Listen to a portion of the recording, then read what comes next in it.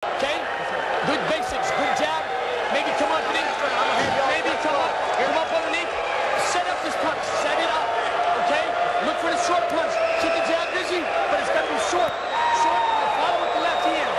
And if you land it, come right back on him, but with balance. Hey, step aside, the bull of the matador. Okay? Do it Veronica on him, you know? All right, buddy. Breathe and relax. Set it up. Set it up. Okay? Pat Burns. He's enjoyed this night, Freddie. The left hand set up that right hand to the body because the left hand makes Cuevas go defensive. And then when he's defensive, he can sneak other shots in. Once again, the left hand makes Cuevas go defensive, and the coast is clear for the other punches.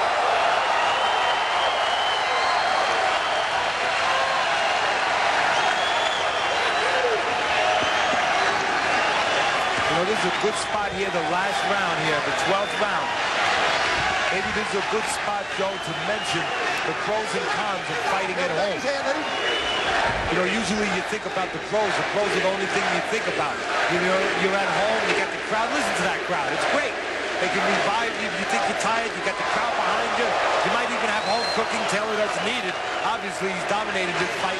You know, it's a great atmosphere, but there's cons to it, too.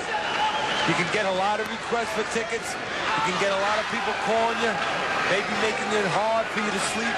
You know, the pro is, hey, you get to sleep in your own bed. You're not in training camp. You're not in a hotel. That's great. But the con is, hey, somebody might be calling you that knows you from your neighborhood in that home bed. They might be asking for a ticket. So there's pros and cons to fighting at home. Right now, Taylor's just thinking of the pros, that crowd being behind him. I'm sure the people behind Taylor, they might have even sequestered him off to a hotel, even though he's home, just to make sure that he doesn't get requested tickets, doesn't get breaking up in the middle of the night. Good combinations halfway through this 12th round for Jermain Taylor. Very steady work with the left hand, too. In fact, in mere moments, he is just about to go over the threshold and set the new CompuBox record for the most jabs thrown in a fight. And right there, he just did it. 655 jabs thrown tonight. The middleweight record for CompuBox jabs. Well, we mentioned earlier you can win this fight just with his left jab, and I guess if you throw 600, you can win a lot of fights with that left jab. Cuevas with an exchange in the middle. Short right hand follows it up with the left hand. The only thing Taylor got to work on is keeping those hands up a little better when he disengages. That's when opponents later on are going to try to come back and nail it. But right now, it's fun time. And it's shining time. Here's a great sign, Teddy. Here's a great sign for Jermain Taylor, and this is what he deserves and the fans deserve. Let him loose down the stretch in the 12th round. But right now, Taylor doesn't have to worry about his hands being down because his offense is serving as his best defense. He's getting the punches off at the right distance, and Cuevas can't come back and do anything about it.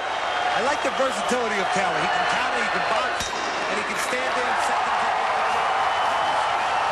with a young Taylor. Cuevas survives on a spectacular night. A full display of Jermain Taylor in front of his home crowd. We'll talk to him when we come back. 1,017 thrown, 388 landed for Taylor. Teddy Atlas's scorecard, a clean shutout. Easy to read tonight, Teddy. 120 to 108. Be a shocker if it's any different with Brad Terry.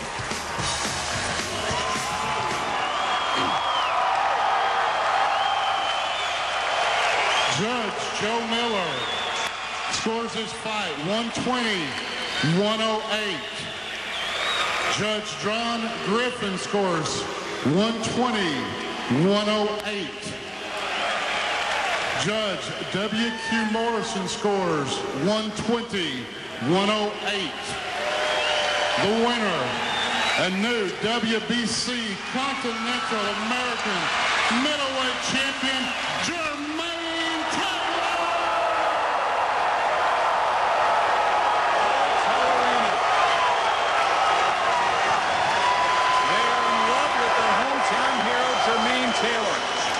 to 17-0